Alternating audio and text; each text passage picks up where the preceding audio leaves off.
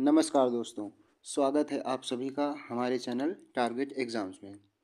तो जैसा कि आप जानते हैं कि आज से शुरू हो चुकी हैं जो यूपीएसआई 2025-26 है, उसके लिए पॉलिटी की डेडिकेटेड क्लासेस।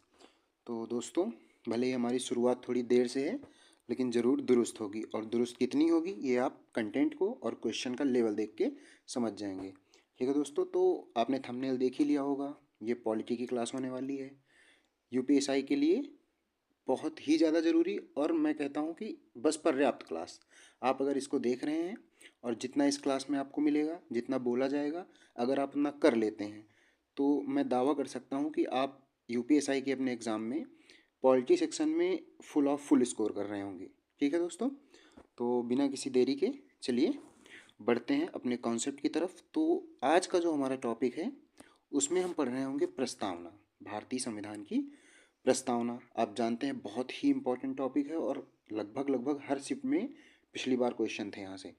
ठीक है, तो अब प्रस्तावना, भारतीय संविधान की प्रस्तावना पढ़ने से पहले आप एक जनरल बात सोचिए, प्रस्तावना होती क्या है। ठीक है, तो प्रस्तावना क्या होती है? प्रस्तावना होती है कि प्रस्तावना किसी भी पुस्तक या कोई दस्तावेज, ठीक है, अब जैसे हमारा संविधान क्या है, एक दस्तावेज ही तो है, का एक परिचयात्मक मतलब उसका परिचय करने वाला, उसके मुख्य सिद्धांत मतलब उसमें क्या क्या सिद्धांत हैं उसके, उनका, उनके उद्देश्य क्या है, उस पुस्तक या उस दस्तावेज का उद्देश्य क्या है, उसकी आकांक्षाएं क्या हैं। ठीक है, इनको संक्षेप में बताता है। तो अगर हम आप अगर इसको अपने भारतीय संविधान के परिवेश में देखें कि अगर हम बात करेंगे कि भाई संविधान की प्रस्तावना क्या करेगी, ठीक है, कि हमारी जो है संविधान की प्रस्तावना क्या करेगी, तो संविधान की प्रस्तावना भी यही करेगी कि संविधान की प्रस्तावना उसका परिचय देगी, ठीक है, संविधान का, उसके मुख्य सिद्धांतों का परिचय देगी, ठीक है, और उसके उद्देश्यों का परिचय देगी, उस संविधान के उद्देश्य क्या है और उसकी आकांक्षाएं क्या हैं। ठीक है दोस्तों, इतना आप बस जनरल सा इंट्रोडक्शन समझिए। ठीक है, तो अब हम बढ़ते हैं आगे। तो अगली बात क्या है कि जो ये हमारी प्रस्तावना है संविधान की, तो क्या ये स्वनिर्मित है या हमने कहीं से लिया है इसको। ठीक है, तो अगर आप बात करेंगे कि प्रस्तावना का विचार कहाँ से आया, तो प्रस्तावना का विचार जो है हमारा वो कहाँ से आया है, वो आया है सर्वप्रथम अमेरिकी संविधान से। ठीक है, तो ये क्या बात हो रही है कि प्रस्तावना का विचार कहाँ से लिया गया है, तो विचार अमेरिकी संविधान में लिया गया है। ठीक है, अब सर्वप्रथम अमेरिकी संविधान में था, वहाँ से कई देशों में अपनाया इसको, प्रस्तावना को संविधान में रखना, उसी में से हमारा एक देश भारत भी था, तो भारत ने भी कहाँ से अपनाया, तो अमेरिकी संविधान से प्रस्तावना को अपनाया। ठीक है, अब दूसरा पॉइंट क्या है कि ये क्या हमने बस जैसी थी यूएसए में वैसी ही अपना ली, तो नहीं, ये जो है हमारी जो भारतीय संविधान की प्रस्तावना है, इस पर प्रभाव किसका है, विचार तो यूएसए का है, ठीक है, विचार यूएसए के संविधान का है, लेकिन प्रभाव किसका है, तो प्रभाव पंडित नेहरू द्वारा पेश किए गए उद्देश्य प्रस्ताव का है। ठीक है, किसका है, उद्देश्य प्रस्ताव का। तो अच्छा, आप एक चीज़ यहीं पे बताएंगे, हालांकि इसके पहले की क्लास में बता चुका हूँ, लेकिन आप बताएंगे कि उद्देश्य प्रस्ताव को पहली बार पेश कब किया गया। ठीक है, तो वो हो जाएगी 13 दिसंबर। ठीक है दोस्तों, याद रखिएगा, क्वेश्चन यहाँ से भी बन जाते हैं। 13 दिसंबर 1946, 13 दिसंबर 1946 को। ठीक है दोस्तों, तो आप इतना ध्यान रखिएगा। अब हाँ, तो कहाँ थे कि विचार कहाँ से लिया गया, अगर बात आएगी कि प्रस्तावना का विचार, ध्यान रखिएगा अमेरिकी संविधान से। अगर बात आएगी इस पर प्रभाव किसका है, तो आप ध्यान रखेंगे उद्देश्य प्रस्ताव का। पेश किसने किया था, पंडित नेहरू ने।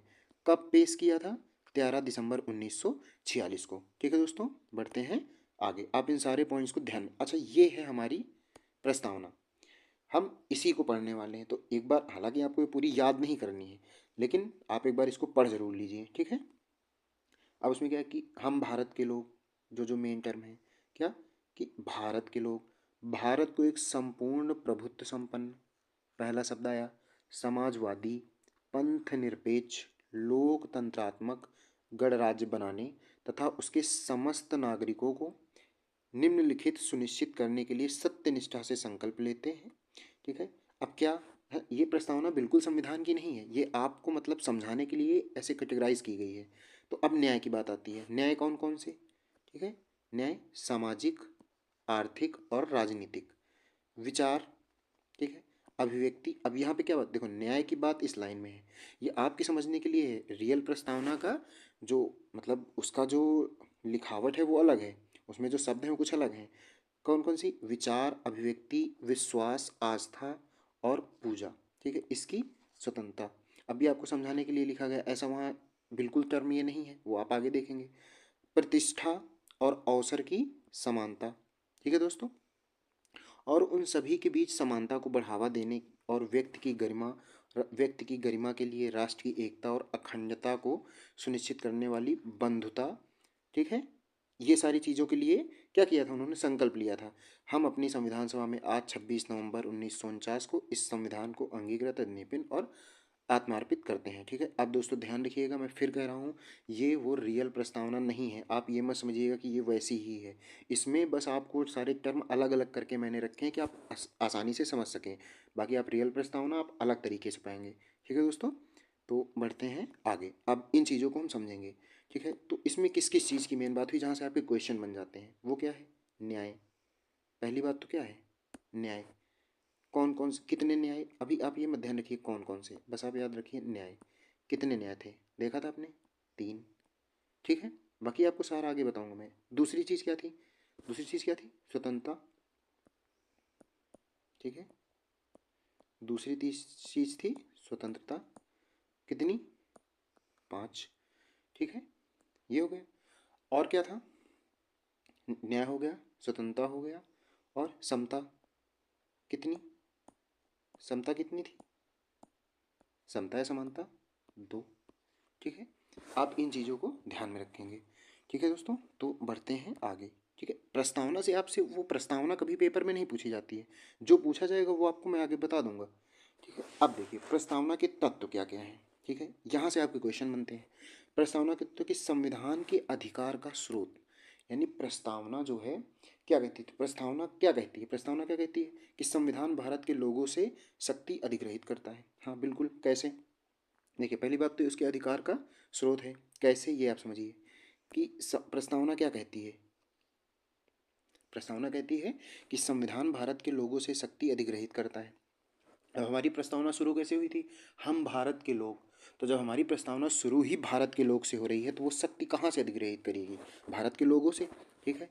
तो आप ये ध्यान रखेंगे कि संविधान के अधिकार का स्रोत प्रस्तावना किसको इंगित करती है, भारत के लोगों को। दूसरा, वो भारत की प्रकृति भी बताती है, क्योंकि उसमें कौन कौन से टर्म आए थे आप ध्यान दीजिए।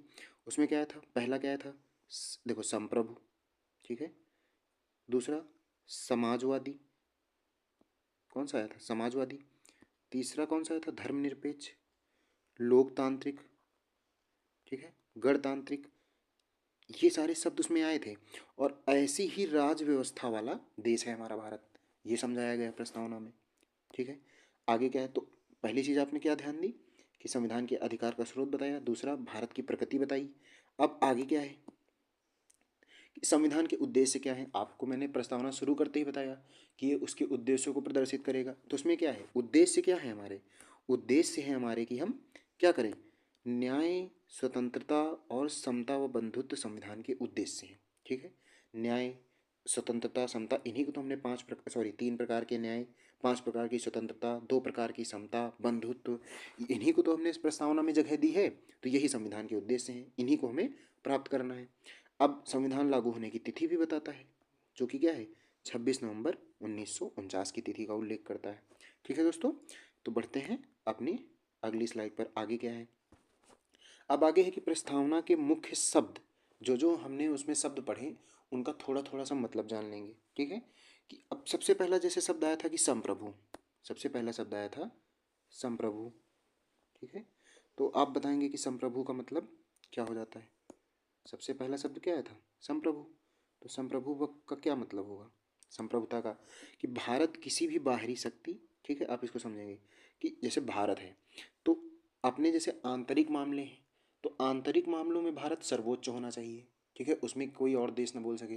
और जो बाह्य मामले हैं उनमें स्वतंत्र होना चाहिए, बस यही संप्रभुता है, ठीक है। अब इसमें क्या लिखा गया है कि भारत किसी भी बाहरी शक्ति के अधीन, वही बात कि किसी भी बाहरी शक्ति के अधीन नहीं है, ठीक है।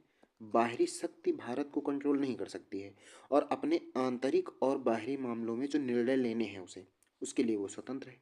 ठीक है, बाहरी शक्ति के अधीन नहीं है और आंतरिक और बाहरी मामलों में निर्णय लेने के लिए वो स्वतंत्र है। यही क्या है, संप्रभुता है। ठीक है दोस्तों, तो बढ़ते हैं आगे। अगला शब्द क्या है हमारा, अगला है समाजवादी। ठीक है, अब भारत में समाजवाद को जगह दी गई है भारत की प्रस्तावना में।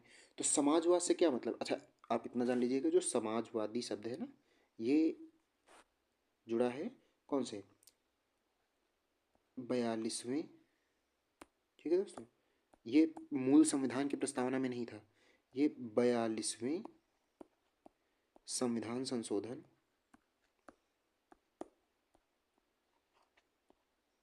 ठीक है, 42वें संविधान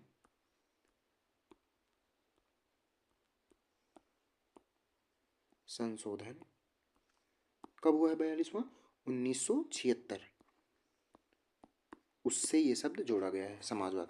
अब हाँ, समाजवाद को समझ लेते हैं थोड़ा सा कि भारत में समाजवाद के लक्षण कैसे हैं। समाजवाद का मतलब क्या होता है, समाजवाद में है कि समाज में आर्थिक, ठीक है, आर्थिक हो गया, सामाजिक समानता स्थापित करना इसका उद्देश्य है। अब इसका क्या मतलब हुआ, तो देखिए भारतीय समाज जो कैसा है, भारतीय समाज लोकतांत्रिक है।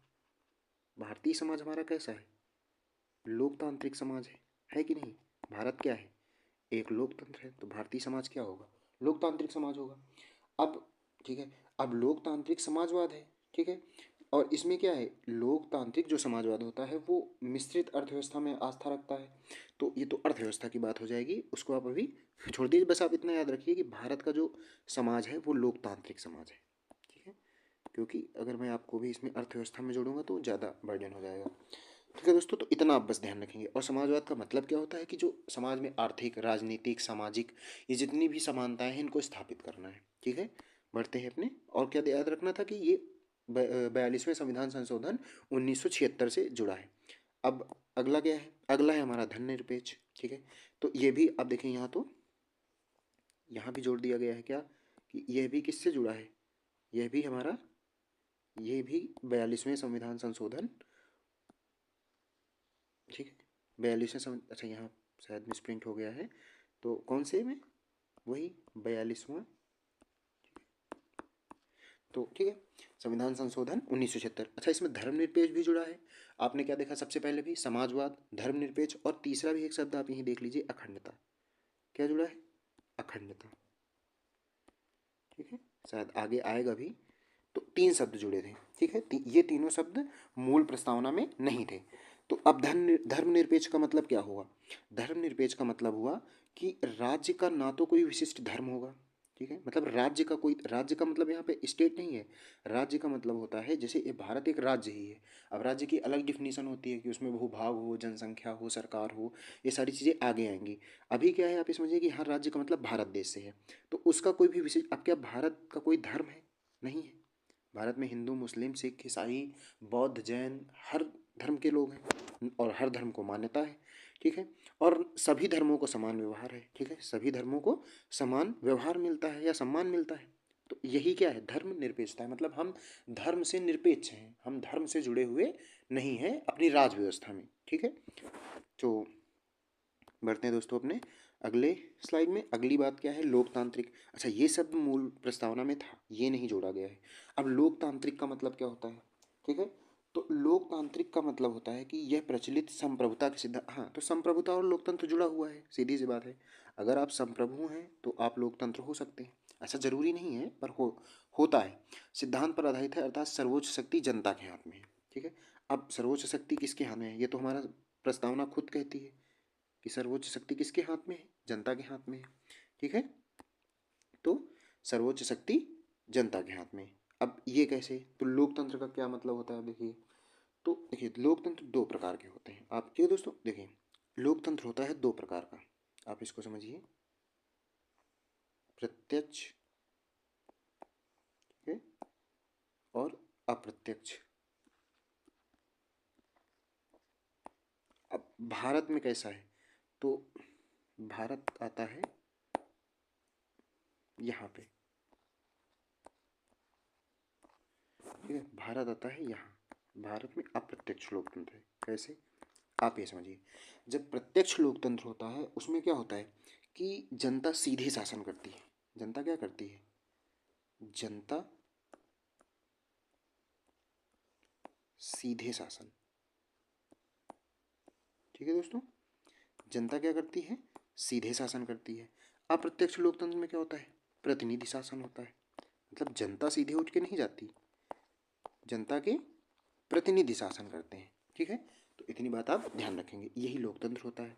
ठीक है, लोकतंत्र का मतलब क्या हुआ कि जो शासन की शक्ति है, वो जो सर्वोच्च शक्ति है वो जनता के हाथ में हो, यही क्या है? लोकतंत्र है। ठीक है दोस्तों, बढ़ते हैं। तो आगे गणतंत्र की बात आ गई है। ये सारे शब्द थे ना प्रस्तावना में, तो अब गणतंत्र का मतलब क्या हुआ? तो जैसे जो भी हमारी जैसे लोकतांत्रिक, देखो लोकतंत्र भारत में है, तो अब लोकतांत्रिक व्यवस्था को भी दो भागों में बांट दिया जाता है। एक क्या होता है?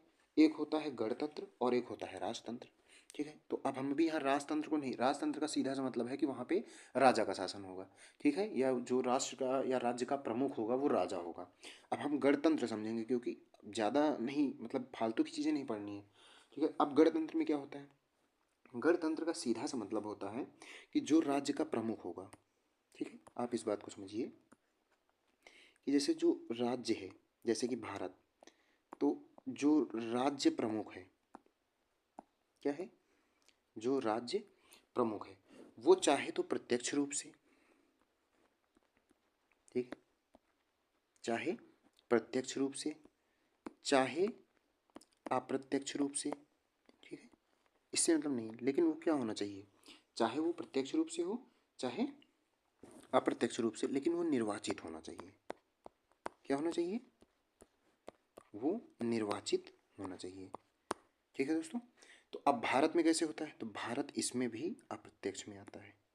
ठीक है, भारत के जो राज्य के प्रमुख हैं कौन है? प्रधानमंत्री या राष्ट्रपति? राष्ट्रपति। ठीक है, तो राष्ट्रपति का चुनाव क्या है? अप्रत्यक्ष है कि नहीं? ठीक है, तो बढ़ते हैं आगे। गणतंत्र का मतलब आप इतना बस ध्यान रखिएगा कि जो भी राज्य का प्रमुख है वो चाहे तो प्रत्यक्ष रूप से चुना जाए या अप्रत्यक्ष रूप से चुना जाए, लेकिन एक निश्चित समय के लिए। हाँ, ये भी ध्यान रखिएगा, हमेशा के लिए नहीं। राजा की तरह ये नहीं 10 साल 20 साल 25 साल जब तक हो है, एक निश्चित समय के लिए हमेशा जनता से या प्रत्यक्ष रूप से या अप्रत्यक्ष रूप से चुन के ही आता है। ठीक है दोस्तों, आगे बढ़ते हैं। अब बात आती है न्याय। तो मैंने आपको पहले बताया था कि हम आगे आपको बताएंगे। तो अब बात की गई है सामाजिक न्याय की, आर्थिक न्याय की और राजनीतिक न्याय की, क्योंकि हमने आपको क्या बताया था प्रस्तावना में न्याय कितने हैं? न्याय हैं 3। ठीक है दोस्तों, न्याय कितने हैं? 3। अब उन 3 न्याय में कौन सा है? पहला सामाजिक न्याय, आर्थिक न्याय और राजनीतिक न्याय। अब आप इनको थोड़ा थोड़ा सा समझ लीजिए। अब सामाजिक न्याय का मतलब क्या हुआ कि जो भी व्यक्ति है, कोई भी व्यक्ति है, उसके साथ जाति, रंग, धर्म, लिंग, इन सब के आधार पर भेदभाव ना किया जाए। ठीक है, समझ रहे हैं आप? जाति है, रंग है, आप चाहें तो मैं लिख देता हूँ, वैसे इन चीज़ों का आप देख सकते हैं। जाति है, ठीक है, रंग है, इसी के साथ इसी तरह लिंग है। ठीक है, जाति, रंग, लिंग, धर्म, ठीक है, ऐसी जो सारी चीज़ें हैं इनके आधार पर भेदभाव नहीं होना चाहिए।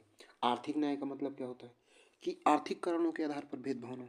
भाई आर्थिक मतलब क्या हुआ कि जैसे अब कोई गरीब है, अमीर है, इन चीज़ों से उसके साथ भेदभाव नहीं होना चाहिए। तो आर्थिक कारणों के कारण भेदभाव ना हो। ठीक है, अब राजनीतिक न्याय का मतलब क्या हुआ कि राजनीतिक अधिकार सबको प्राप्त हो। ठीक है, मतलब राजनीतिक न्याय का मतलब क्या हुआ कि हर कोई भी व्यक्ति है उसको राजनीतिक अधिकार बराबर होने चाहिए। तो ये राजनीतिक अधिकारों की बात करता है। ठीक है, राजनीतिक अधिकार ये क्या होने चाहिए? सबके लिए समान होने चाहिए, जो कि है भारत में।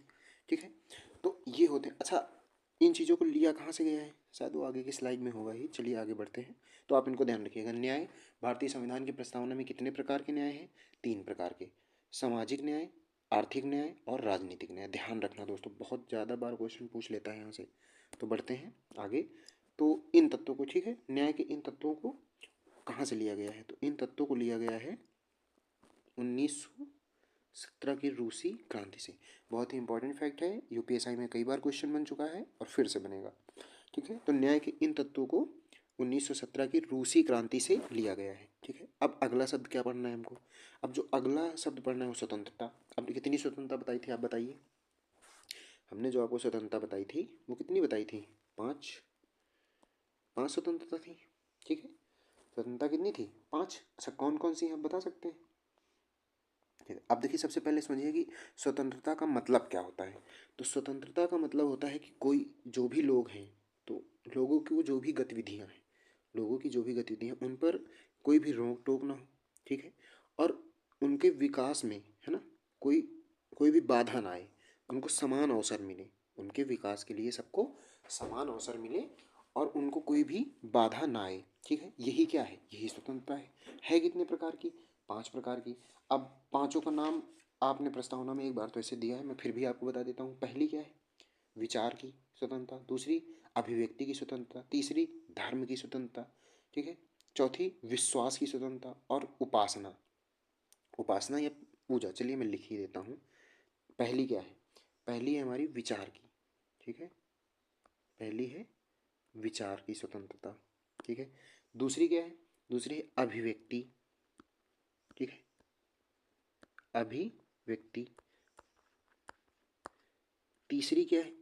विचार, अभिव्यक्ति और धर्म। ठीक है, और क्या है?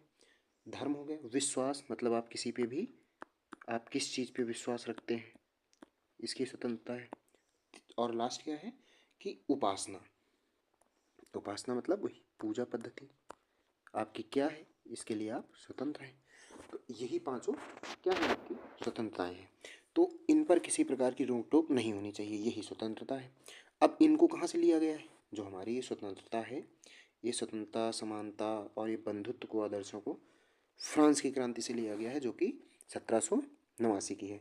तो न्याय के तत्वों को रूसी क्रांति से 1917 की, स्वतंत्रता, समता और ये जो बंधुत्व के आदर्श हैं, इनको फ्रांस की क्रांति से 1789 से। ठीक है दोस्तों, याद रखेंगे। बढ़ते हैं आगे। अब क्या है कि समता क्या है? ठीक है, अब अभी अभी आपने देख ही लिया, समता कहाँ से ली गई? फ्रांस की क्रांति से। कब? 1789। अब समता क्या है? समता है कि समाज के किसी भी वर्ग के लिए विशेषाधिकारों की अनुपस्थिति। ठीक है, विशेषाधिकारों की क्या होनी चाहिए? अनुपस्थिति। हर व्यक्ति बराबर होना चाहिए।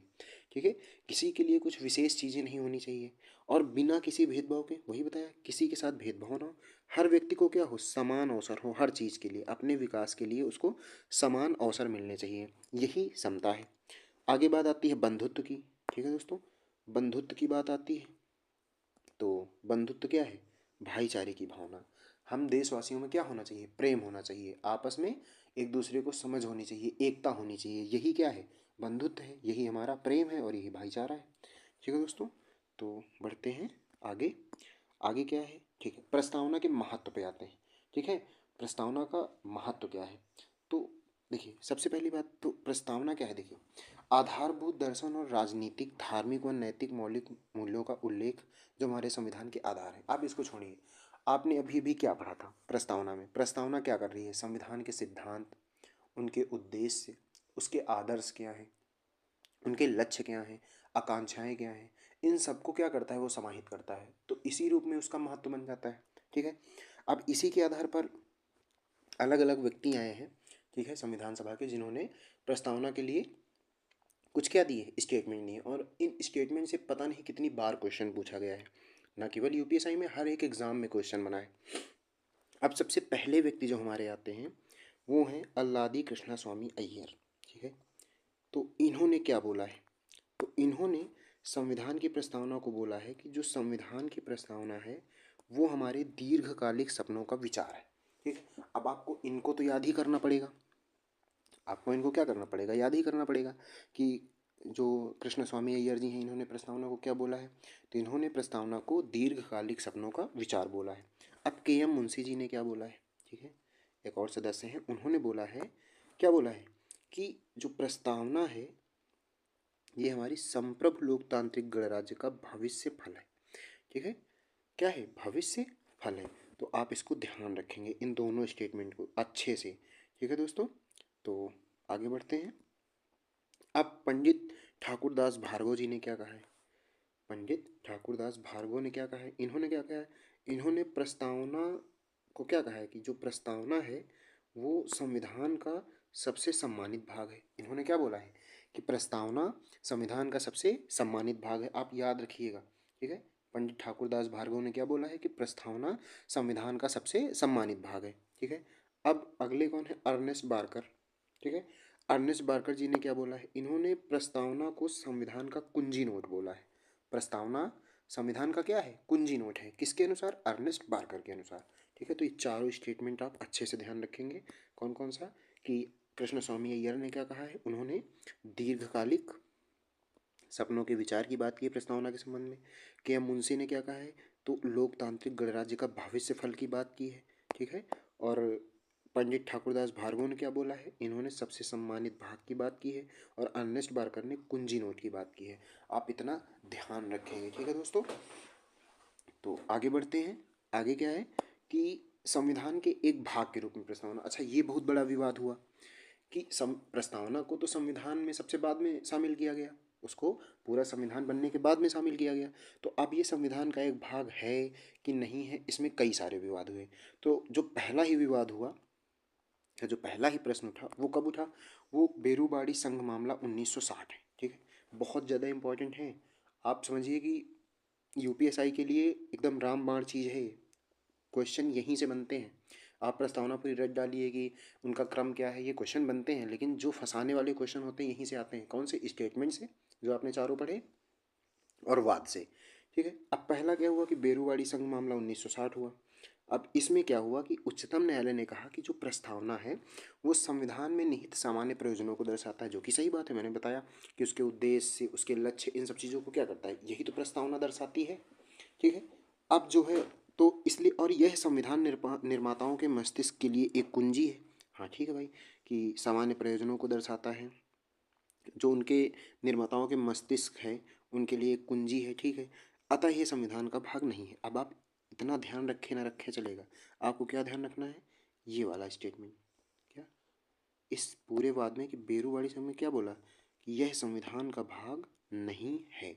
ठीक है, यहीं से क्वेश्चन पूछेगा आपसे सीधे, ऊपर का कुछ नहीं पूछेगा, सीधे पूछ लेगा कि निम्नलिखित में से किस वाद में बोला गया है कि प्रस्तावना संविधान का भाग नहीं है। तीन ऑप्शन अलग दे देगा, एक ये, तो आपको यही चूज करना पड़ेगा। ठीक है, तो आप इतना ध्यान रखेंगे कि बेरूवाड़ी संघ मामला जो 1960 में हुआ, उसमें प्रस्तावना को संविधान का भाग नहीं माना गया है। ठीक है, बढ़ते हैं आगे। आगे क्या है, केशवानंद भारतीवाद, सबने नाम सुना होगा इसका, बहुत ही फेमस है। ठीक है, अब केशवानंद भारतीवाद जब 1973 में 1973 में हुआ, तो इसमें क्या किया, इसमें जो उच्चतम न्यायालय है, सर्वोच्च न्यायालय है, उसने जो अपनी पूर्व व्याख्या दी थी बेरूबाड़ी संघ मामले में, उसको क्या कर दिया, अस्वीकार कर दिया। और अस्वीकार करते हुए क्या बोला कि जो प्रस्तावना है, ठीक है, ध्यान रखेंगे दोस्तों, प्रस्तावना संविधान का एक भाग है। तो बेरूवाड़ी संघ मामले में क्या बोला, प्रस्तावना संविधान का भाग नहीं है। केशव भारतीवाद में उसको पलटते हुए क्या बोला कि प्रस्तावना संविधान का भाग है। ठीक है, ध्यान रखेंगे दोस्तों। आगे बढ़ते हैं। आगे क्या है, LIC ऑफ इंडिया मामला। अब जो LIC ऑफ इंडिया मामला है, इसमें क्या हुआ, इसमें उच्चतम न्यायालय ने पुनः क्या किया, जो 1973 का केशव भारतीवाद था, उसके जो भी स्टेटमेंट थे, वर्डिक्ट था, उसको फिर से बोल दिया। क्या कि जो प्रस्तावना है, ठीक है, प्रस्तावना है वो संविधान का आंतरिक हिस्सा है। मतलब क्या हुआ, मतलब यही हुआ ना कि भाग है, इसका और समर्थन कर दिया कि संविधान का क्या है, भाग है। ठीक है दोस्तों, तो आगे बढ़ते हैं। ध्यान रखेंगे आप, तीनों वाद जितने आपको बताए, बेरूवाड़ी संघ मामला सबसे पहले प्रश्न उठा, और उसमें क्या बोला कि संविधान का भाग नहीं है। 1973 में जब केशवानंद भारतीवाद होता है, तो उसमें क्या बोला, संविधान का भाग है। उसको सपोर्ट किस में किया, LIC ऑफ इंडिया मामले में, जो कि 1985 में हुआ, कि हाँ प्रस्तावना संविधान का आंतरिक हिस्सा है और इस रूप में संविधान का भाग भी है।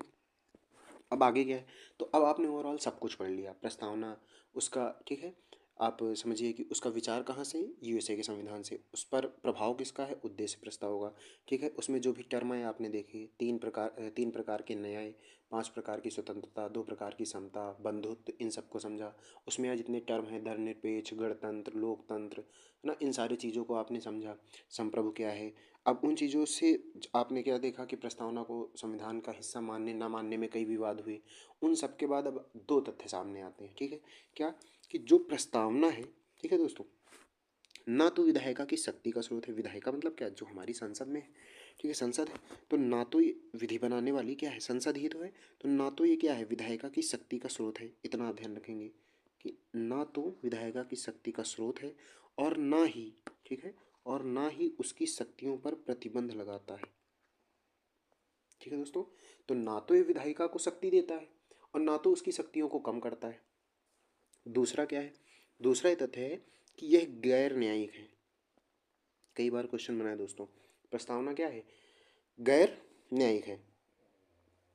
मतलब क्या हुआ कि इसकी जो भी व्यवस्थाएं हैं, जो भी प्रस्तावना में लिखा गया है, इसको आप न्यायालय में चुनौती नहीं दे सकते हैं कि ऐसा प्रस्तावना में लिखा है तो हमारी सरकार को ऐसा करना ही चाहिए, तो न्यायालय में चुनौती नहीं दी जा सकती। ठीक है दोस्तों, तो आगे बढ़ते हैं।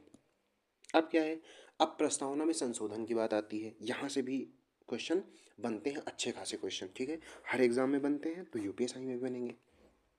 चलिए, तो क्या है कि प्रस्तावना में संशोधन जो है, अब संशोधन आप आगे पढ़ेंगे वैसे कहाँ से होता है। आर्टिकल जो हमारा अनुच्छेद 368 है, इसमें संविधान संशोधन की बात की गई है।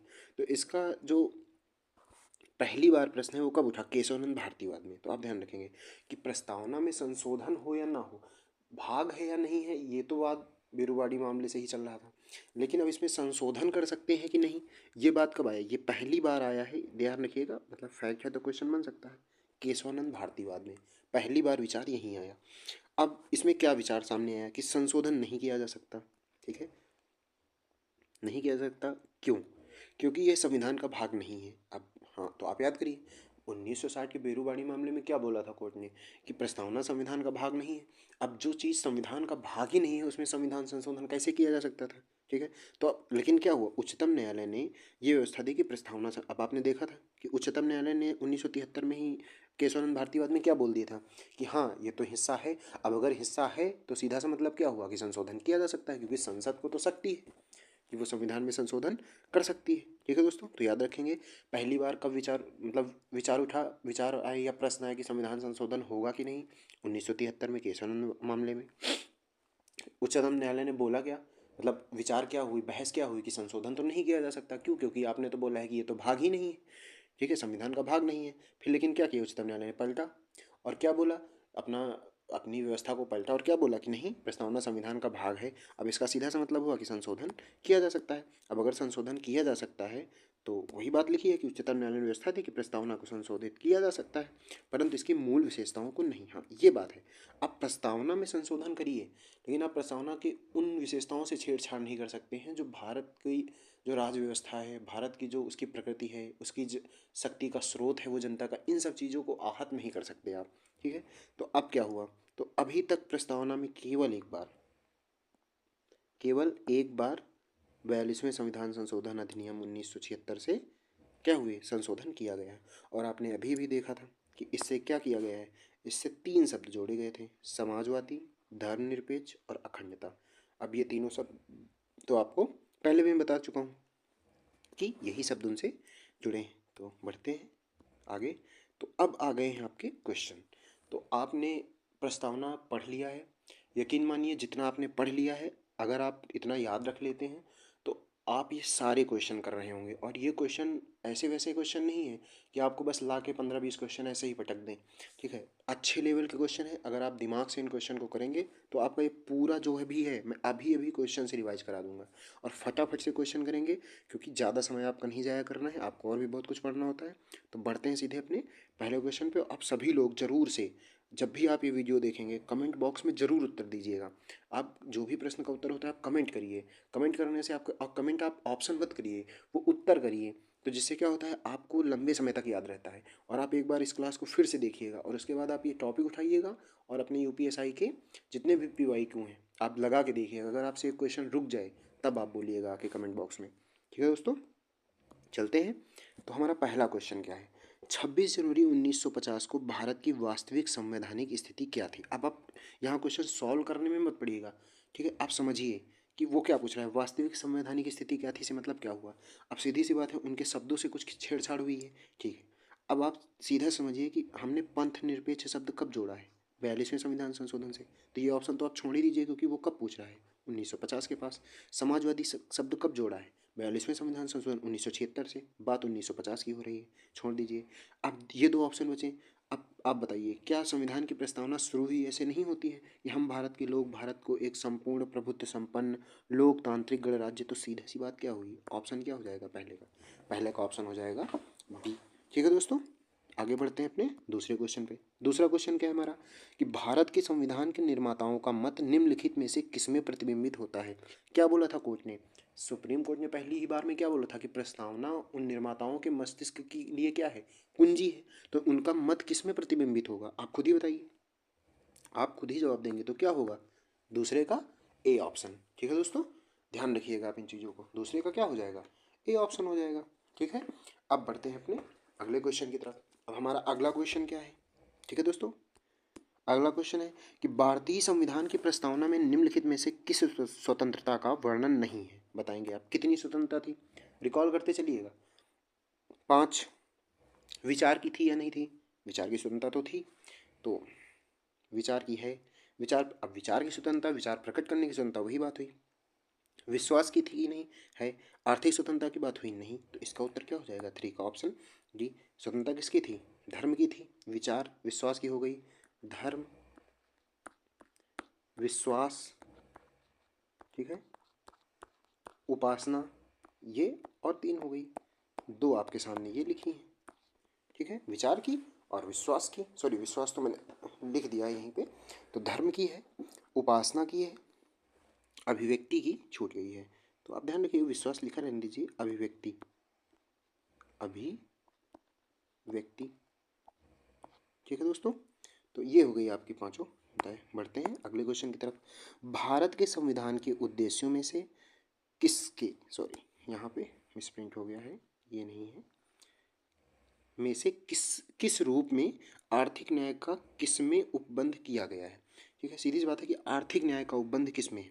अब आर्थिक न्याय का उपबंध, अब चलिए ये क्वेश्चन आपने अभी मूल अधिकार और ये सब नहीं पढ़ा है, तो मैं आपको सीधे से बता देता हूँ कि उद्देशिका में तो आर्थिक न्याय है, इतना तो आपको पता है। तो आप एलिमिनेट तो यहाँ से भी कर सकते थे कि अगर उद्देशिका की बात है तो ये ऑप्शन नहीं होगा, मूल अधिकार और इसमें तो उद्देशिका है ही नहीं, तो ये नहीं होगा। दो में ही आप फंसते तो फंसते, लेकिन अभी आपने ना तो मूल अधिकार पढ़ा है ना तो राज्य के नीति निर्देशक तत्व पढ़े हैं। तो मैं आपको बता दूं कि और जो बात हुई है वो राज्य के नीति निर्देशक तत्वों में भी हुई है। तो इस हिसाब से आपका चौथे का जो ऑप्शन हो जाएगा, बी ऑप्शन हो जाएगा। ठीक है दोस्तों, बढ़ते हैं आगे। अब भारत के संविधान की उद्देशिका, सबसे मतलब अभी तक का मुझे लगता है सबसे अच्छा क्वेश्चन। तो भारत के संविधान की उद्देशिका के बारे में कुछ पूछ रहा है, तो क्या पूछ रहा है कि संविधान का भाग है। ठीक है, तो अब जैसे देखिए बी ऑप्शन क्या है, बी ऑप्शन कह रहा है संविधान का भाग नहीं है, तो इसको तो आप पहले ही उड़ा दीजिए। क्यों, क्योंकि अब इतना तो पढ़ ही चुके हैं कि कोर्ट ने क्या बोल दिया है, सुप्रीम कोर्ट क्या बोलता है कि संविधान का भाग है।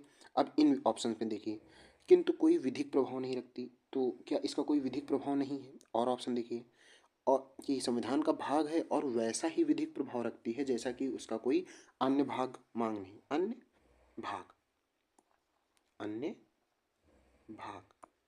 ठीक है दोस्तों, अन्य भाग, संविधान का भाग है किंतु उसके अन्य भागों से स्वतंत्र होकर, अन्य भागों से स्वतंत्र होकर कोई विधिक प्रभाव, इसमें बहुत सारी मिसप्रिंट हो गई हैं, कोई विधिक प्रभाव नहीं है। ठीक है, मैं सही कर दूंगा, कोई बात नहीं, कोई विधिक प्रभाव नहीं, तो इसका सही ऑप्शन यही होने वाला। क्यों, अब आप इसको समझिए। देखिए ये सारे ऑप्शन तो कट ही दिए थे आपने, अब सी ऑप्शन क्यों कटा, वैसा ही विधिक प्रभाव रखती है जैसा कि कोई अन्य भाग नहीं। सम अन्य भाग क्या होते हैं, और अन्य भाग तो लागू किए जा सकते हैं, लेकिन इसके बारे में आपने क्या पढ़ा था कि ये क्या है, इसको न्यायालय द्वारा प्रवर्तनीय नहीं किया जा सकता, इसको आप लागू नहीं करा सकते। ठीक है, अब कोई विधिक प्रभाव नहीं रखती, ऐसा भी नहीं है, कोई विधिक प्रभाव नहीं रखती तो संशोधन क्यों संभव है। ठीक है, अब क्या है, संविधान का भाग है ये सत्य है, किंतु उसके अन्य भागों से स्वतंत्र होकर, मतलब ऐसा नहीं है कि प्रस्तावना का अलग अस्तित्व है, लेकिन अगर प्रस्तावना उसके किसी अन्य भाग से जुड़ती है तो इसका उतना ही महत्व है। तो वही बात इसमें लिखी कि अन्य भागों से स्वतंत्र होकर कोई विधिक प्रभाव नहीं है, ये तो सही है, लेकिन अगर ये अन्य भागों से जुड़ी हुई है तो फिर उसमें इसका विधिक प्रभाव है। ठीक है, तो इस हिसाब से आपका पाँचवें का ऑप्शन हो जाएगा डी। ठीक है दोस्तों, तो आपने अभी जो 5 क्वेश्चन किए हैं ना दोस्तों, आप ये समझिए ये यूपीएससी के क्वेश्चन हैं। ठीक है, आपने, अब हो सकता है आपसे एक भी ना बना हो या एक दो बने हों, लेकिन अगर आप इसमें बनाने की कोशिश भी की होंगे और अगर आपके 2-3 क्वेश्चन भी बने हैं ना, तो आप समझिए कि आपने यूपीएससी के क्वेश्चन सॉल्व किए हैं। ठीक है, बढ़ते हैं आगे। तो अब हमारा छठवां क्वेश्चन क्या है कि भारत के संविधान की उद्देशिका में कितने प्रकार के न्याय, अब ये क्वेश्चन आप एकदम उड़ा रहे होंगे, न्याय, स्वतंत्रता और समानता, इनके नंबर्स को पूछ लिया है, ठीक है, बंधुता के भी। तो न्याय कितने आपने नहीं पढ़ा गया? 3, स्वतंत्रता 5, समानता 2 और बंधुत्व तो 1 ही, ठीक है। अब आप 3 3 5 2 1, 3 5 2 1, तो छठवें का ऑप्शन 2। ये भी क्वेश्चन बने, ये स्टेट पीसीएस के क्वेश्चन है, आप समझिए, ठीक है। आप सोचिए कि आपको कैसे क्वेश्चन मैं करा रहा हूँ। आगे बढ़ते हैं। सातवां क्या है कि संविधान की प्रस्तावना का विधिक स्वरूप क्या है? संविधान की प्रस्तावना का विधिक स्वरूप क्या है? अब अभी अभी आपको पीछे ही बता के आया हूँ, क्या ये लागू किया जा सकता है? आप बताइए। नहीं, ये ऑप्शन नहीं हो सकता। ये लागू नहीं किया जा सकता, हो सकता है। विशेष परिस्थितियों में लागू किया जा सकता, नहीं भाई, मैंने बोल दिया ना। ये क्या है कि इसको न्यायालय प्रवर्तनीय कर ही नहीं सकता है, ये विधि के रूप से लागू की ही नहीं जा सकती है, और उपरोक्त में से कोई नहीं। तो इसका सही ऑप्शन हो जाएगा सातवें का बी, यह लागू नहीं किया जा सकता, ये आपने पढ़ लिया है, ठीक है दोस्तों। आगे बढ़ते हैं। आठवां क्वेश्चन क्या है कि 26 नवंबर 1949 को अंगीकृत संविधान की प्रस्तावना में शब्द सम्मिलित नहीं थे।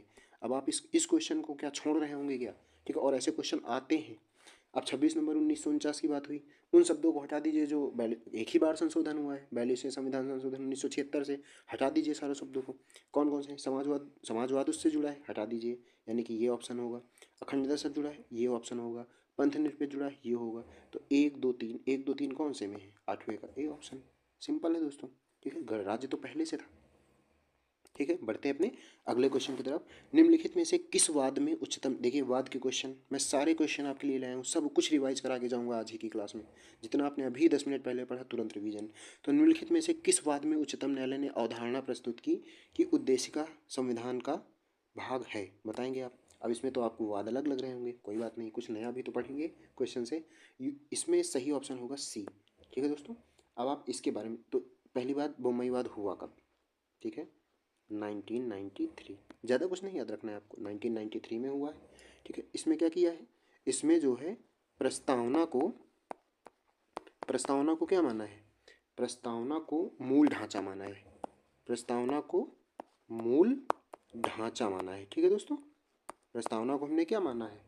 मूल ढांचा माना है, ठीक है दोस्तों। तो अब बढ़ते हैं अपने अगले क्वेश्चन की तरफ, ठीक है दोस्तों।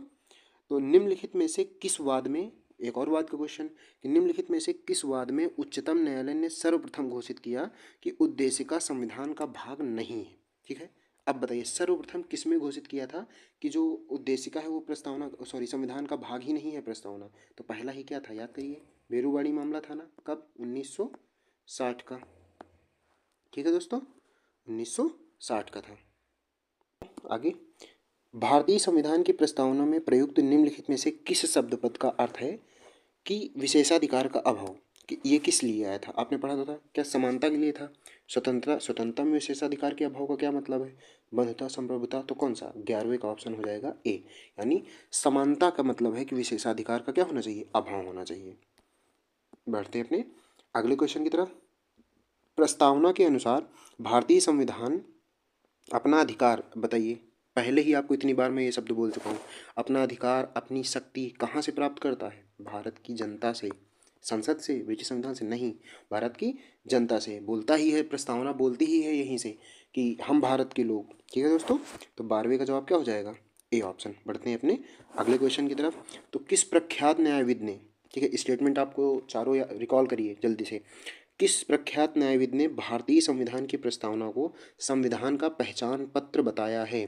तो आप बताइए किसने बताया है ये संविधान का पहचान पत्र? वो थे हमारे कौन? एन ए पालकी वाला, ठीक है, याद रखिएगा, कौन है? एन ए पालकी वाला। इन्होंने बताया है क्या कि क्या है? पहचान पत्र है, इसको आप ध्यान रखें। ये के एम मुंशी ने क्या बताया था? चलिए आगे क्वेश्चन आएंगे, वहीं से आप देखिएगा। अर्नेस्ट बारकर ने भी बोला था, ठाकुरदास भार्गवदास जी ने भी बोला था, ठीक है। रिकॉल करते रहिए, आगे क्वेश्चन आएंगे, आप ही को बताना है। तो भारतीय संविधान की उद्देशिका में व्यक्त किए गए न्याय के आदर्श को कहाँ से लिया गया है? ठीक है, भारतीय संविधान की उद्देशिका में व्यक्त किए गए जो न्याय के आदर्श हैं, इनको कहाँ से लिया गया है? तो कहाँ से लिया गया न्याय के आदर्श को? फ्रांसीसी क्रांति से? नहीं, फ्रांसीसी क्रांति से क्या लिया गया? स्वतंत्रता, समानता और बंधुत्व के सिद्धांत को, ठीक है। तो यहाँ से तो स्वतंत्रता, ठीक है, समानता या समता, ठीक है, और बंधुत्व, इन चीज़ों को लिया गया है, ठीक है। तो ये कहाँ से लिए गए हैं? न्याय के सिद्धांत लिए गए हैं रूसी क्रांति से, यानी कि 14वें का ऑप्शन हो जाएगा ए। बढ़ते हैं आगे। 42वें संविधान संशोधन अधिनियम द्वारा प्रस्तावना में कौन से 3 शब्द पद जोड़े गए हैं? ठीक है, क्या बोल रहा है कि कौन से 3 शब्द पद इसमें जोड़े गए हैं? तो कौन कौन से जोड़े गए थे? अब आप इतनी बार पढ़ चुके हैं, समाजवाद, पंथ निरपेक्ष और अखंडता। ढूंढ दीजिए सीधे, उसका कहाँ है वो? 15वें का ए ऑप्शन में, समाजवाद, धर्मनिरपेक्ष और अखंडता। बढ़ते हैं अगले क्वेश्चन की तरफ। प्रस्तावना को संविधान की राजनीतिक कुंडली, बताइए किसने बोला है? वो बोला है राजनीतिक कुंडली, किसने? के.एम. मुंशी जी ने। ठीक है, याद आया कि नहीं? ठीक है दोस्तों, चलिए बढ़ते हैं अपने अगले क्वेश्चन की तरफ। और हमारा अगला क्वेश्चन क्या है कि निम्नलिखित में से कौन सी विशेषता भारतीय संविधान की प्रस्तावना का हिस्सा नहीं है? निम्नलिखित में से कौन सी ऐसी विशेषता है जो भारतीय संविधान की प्रस्तावना का हिस्सा नहीं है? समानता है कि नहीं? बोली गई है। गणतंत्र बोला गया है, बंधुता बोला गया है, लेकिन प्रस्तावना में कहीं भी संघवाद की बात नहीं की गई है। तो 17वें का सही जवाब हो जाएगा संघवाद, यानी कि बी ऑप्शन। बढ़ते हैं अपने अगले क्वेश्चन में। तो भारतीय संविधान की प्रस्तावना में निम्नलिखित में से किस मूल शब्द का उपयोग यह दर्शाने के लिए किया गया है कि भारत में एक राष्ट्र का निर्वाचित प्रमुख होता है? बताइए, ये जो राष्ट्र का निर्वाचित प्रमुख की बात है, ये किस चीज़ को सपोर्ट करने के लिए गई? ये भारत क्या है? गणराज्य। बताया ना, गणतंत्र क्या होता है? जिसमें जो राज्य का प्रमुख है वो प्रत्यक्ष या अप्रत्यक्ष रूप से जनता द्वारा या जनता के प्रतिनिधियों द्वारा चुन के आएगा एक निश्चित समय के लिए। तो इसी को दर्शाने के लिए भारत में एक राष्ट्र का निर्वाचित प्रमुख होता है। ठीक है दोस्तों, बढ़ते हैं अपने अगले क्वेश्चन की तरफ। और अगला क्वेश्चन क्या है कि संविधान सभा द्वारा जो उद्देश्य प्रस्ताव है, ठीक है दोस्तों, उद्देश्य प्रस्ताव को सर्वसम्मति से कब स्वीकार किया गया था, ये बताएंगे आप। ठीक है, मुझे लगा कि कब पेश किया गया था। पेश करने वाला आपको मैं बता चुका हूँ आज ही। स्वीकार कब किया गया था? स्वीकार किया गया था हमारा 22 जनवरी 1947 को, यानी कि सी ऑप्शन। ठीक है, 22 जनवरी 1947 को, इसका क्या हो जाएगा? C option. अब पेश कब किया गया था, फिर से आपको याद दिला देता हूँ, 13 दिसंबर 1946, यही थी डेट। ध्यान आई आपको? चलिए बढ़ते हैं अपने अगले क्वेश्चन में। और आज का ये हमारा अंतिम प्रश्न होने वाला है। तो प्रस्तावना में कौन सा शब्द यह दर्शाता है कि भारत न तो किसी अन्य राष्ट्र के अधीन है, ठीक है दोस्तों, आपको याद आ गया होगा, इतना ही देखेंगे, ना ही उपनिवेश है बल्कि एक स्वतंत्र राष्ट्र है। तो हमने किस में बोला था कि हम किसी शक्ति के अधीन नहीं हैं, हम स्वतंत्र हैं? ये बात कौन बोलता है? ये बोलता है संप्रभुता। ये संप्रभुता के लिए आती है, यानी कि 20वां प्रश्न है उसका उत्तर हो जाएगा संप्रभु, यानी कि बी ऑप्शन। तो यही था आज का अंतिम प्रश्न दोस्तों। आप कमेंट बॉक्स में ज़रूर बताइएगा आपको कंटेंट, ठीक है, जो भी मैंने आपको दिया है। ये क्वेश्चन अलग अलग एग्जाम्स में आपके लिए छांट के लाया हूँ, चाहे वो क्वेश्चन यूपीएससी का हो, चाहे स्टेट पीसीएस का हो, चाहे वो यूपीएसआई के हों या अदर एग्ज़ाम के हों। ये आपको कैसे लगे कमेंट बॉक्स में ज़रूर बताइएगा। ठीक है, अगर आपको पढ़ाने का तरीका और ये चीज़ें हेल्पफुल लगती हैं तभी आप चैनल को सब्सक्राइब करिए, वीडियो को लाइक करिए और आप अपने दोस्तों को ज़रूर सजेस्ट करिए कि वो भी पढ़ें। ठीक है, और मैं आपको विश्वास दिलाता हूँ कि आप इस वीडियो को फॉलो करते रहिए, आप एक बार इसका रिवीजन करिए और फिर आप आराम से कोई भी आप प्रीवियस ईयर की किताब उठा के लगाएंगे क्वेश्चन, आपसे प्रस्तावना से अगर आप क्वेश्चन बनेगा, ठीक है, यूपीएसआई में, तो मैं दावा करता हूँ कि आप वो क्वेश्चन सही करके आ रहे होंगे। ठीक है दोस्तों, तो इसी के साथ मिलते हैं कल एक नए टॉपिक के साथ।